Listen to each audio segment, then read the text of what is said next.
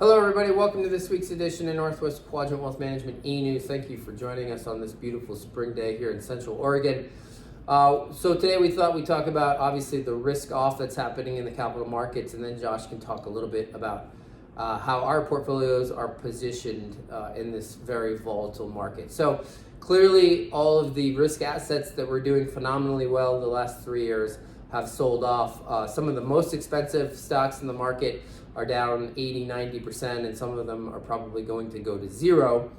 And so we all kind of wonder, a lot of people wonder, have theories about what is making stocks go down as briskly as they have over the last few months. And that has everything to do with the fact that interest rates are finally going higher.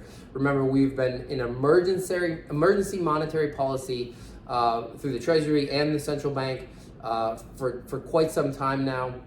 And that meant risk assets of all kinds, stocks, cryptocurrencies, real estate, everything went straight up. Remember, we've had the last 3 years, 2019, 2020, and 2021, unbelievably great returns in the stock market. And so even if we weren't having interest rates go higher, a correction would certainly be due.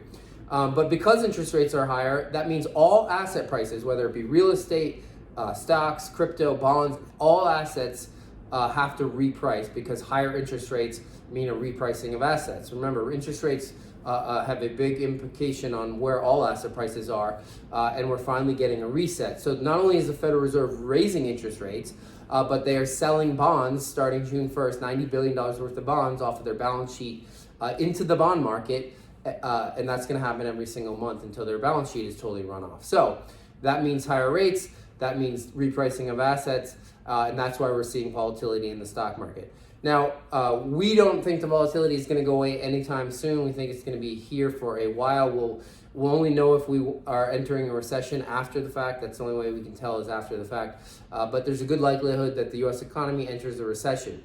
Now, you say to yourself, well, why don't these guys do something dramatic like move my stocks to cash or that kind of thing?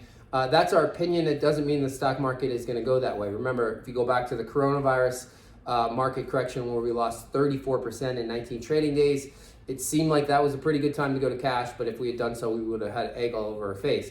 And so we are never going to try to time markets. We can't get that right, but we do have hedges built into your portfolio, and Josh is going to talk a little bit about that, especially for those of you that are retired. The consolation amidst the painful nature of the sell-off is, of course, that within fixed income, we've largely been right.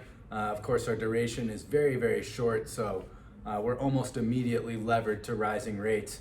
And the good news amidst all of this, of course, is that sometime at the end of this year, hopefully, or the beginning of next year, we're actually going to be able to buy fixed income assets that meet our clients' spending needs. We're getting close. Yields have actually started to go down a bit as of last week, so that bond stock inverse correlation has reasserted itself, something that we hadn't seen through the first quarter of this year. But remember, those of you that are actually taking income from your portfolios, you'll notice what we're actually selling to generate your income during times of stress like this is those short duration treasuries that, of course, had no upside over the last couple years, and they're in your portfolios for precisely times like this when you need a dollar to be a dollar, and there's virtually no opportunity cost for generating your income from selling those assets because, of course, they have very minimal upside. But that's the small silver lining amidst all of this sea of pain.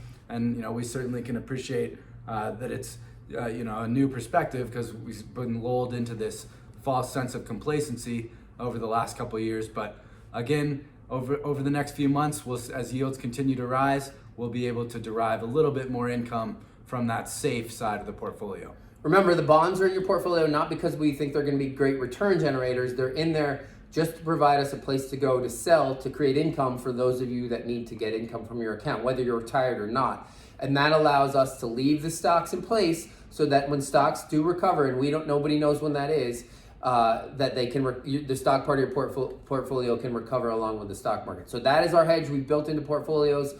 We don't love owning bonds, but they're there for times precisely like this. When you need income, we know that you can't count on the market being up or down, and that's why they're in there. So we can allow the stock part of your portfolio to recover. So as always, if you have questions about your situation or your accounts, call our office. That number is 800-743 0988, or you can email either one of us at Josh or Tyler at northwestquadrantwealth.com. We'll see you back here in 2 weeks.